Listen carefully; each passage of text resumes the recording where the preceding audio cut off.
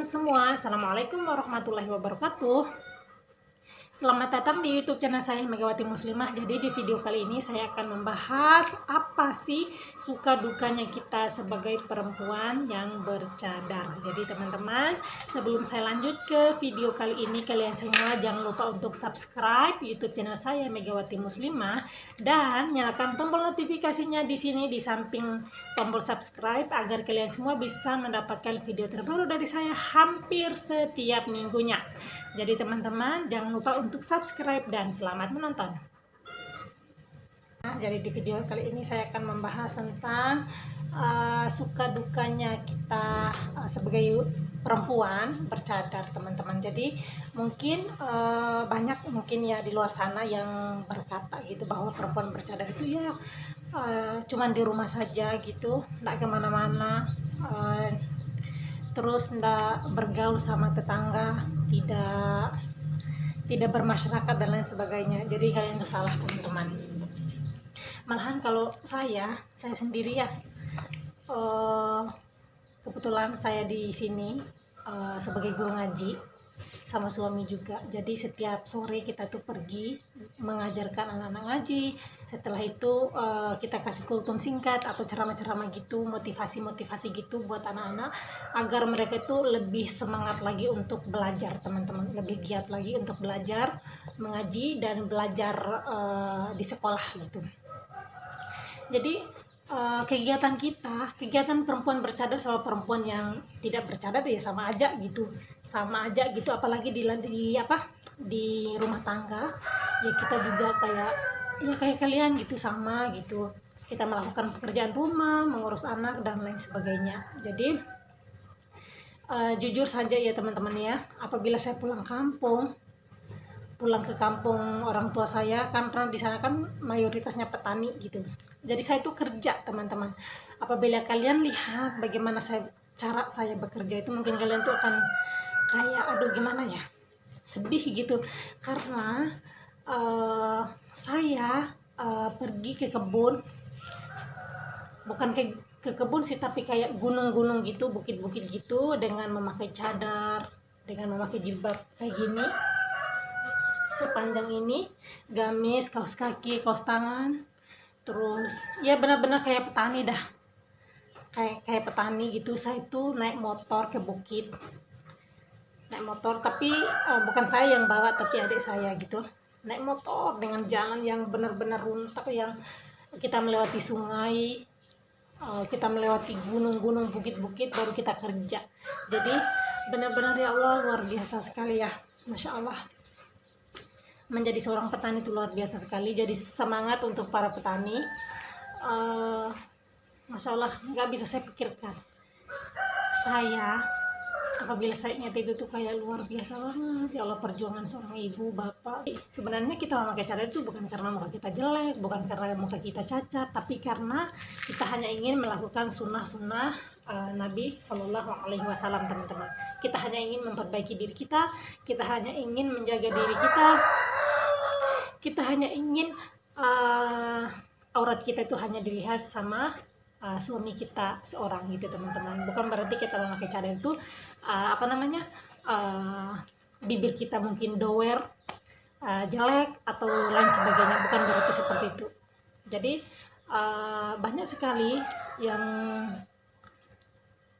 saya temukan anak-anak yang bilang, kenapa sih harus pakai cadar gitu, kayak hantu gitu, dia bilang kayak hantu, terus kayak gimana ya, lihatnya itu kayak ngeri, takut gitu, intinya kayak hantu, kita ngelihatnya itu kalau kayak hantu gitu.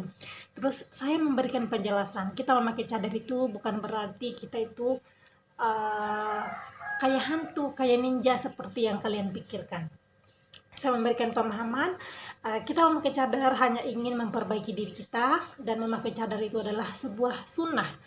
Dan memakai cadar juga ada sebagian ulama juga yang menyatakan bahwa memakai cadar juga itu wajib. Jadi tergantung kita memakai pendapat yang mana, teman-teman. Jadi saya menjelaskan.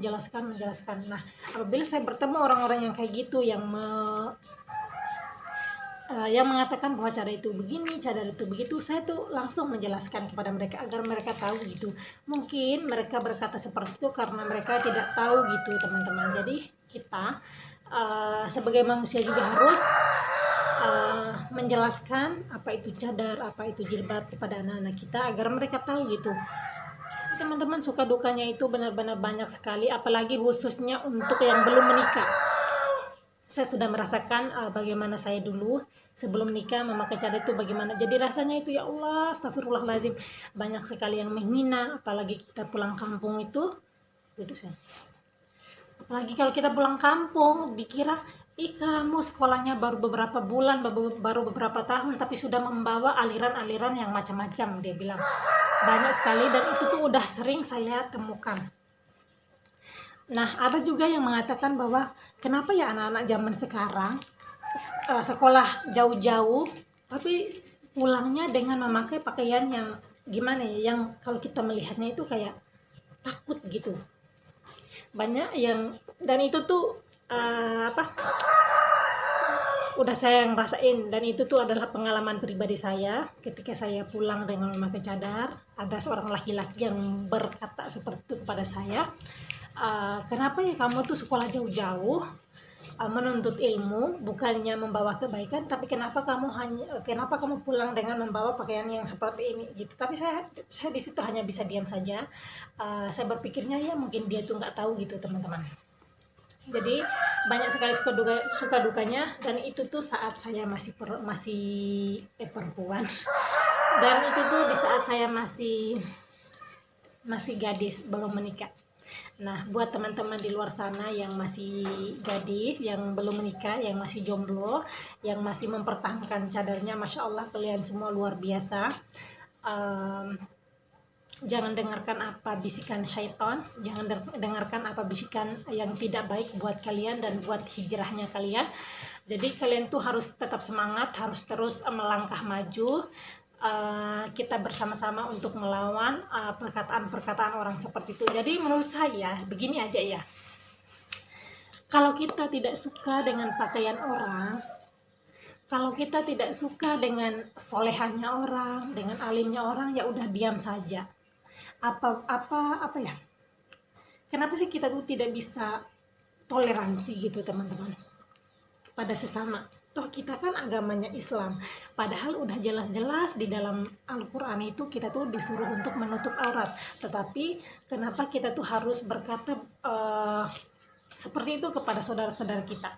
Jadi kan ada pun perbedaan setelah menikah dan sebelum menikah. Jadi sebelum saya menikah itu, saya tuh sering sekali menerima hinaan-hinaan seperti itu, kayak hantu lah, ninja dan lain sebagainya. Nah, setelah saya menikah, Masya Allah, Alhamdulillah, saya tuh udah ada yang menjaga saya dengan sepenuh hati, udah ada yang mencintai saya, udah ada seorang suami yang bisa membimbing saya agar jauh lebih baik lagi.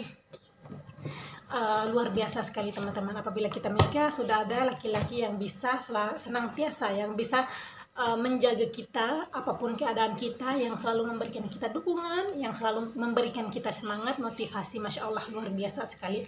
Jadi luar biasa sekali apabila saya sudah menikah dan ada seorang laki-laki yang bisa kita andalkan, yang bisa memberikan semangat atau dukungan kepada kita agar kita lebih istiqomah lagi, agar kita lebih maju terus untuk beribadah kepada Allah Subhanahu wa Ta'ala. Luar biasa.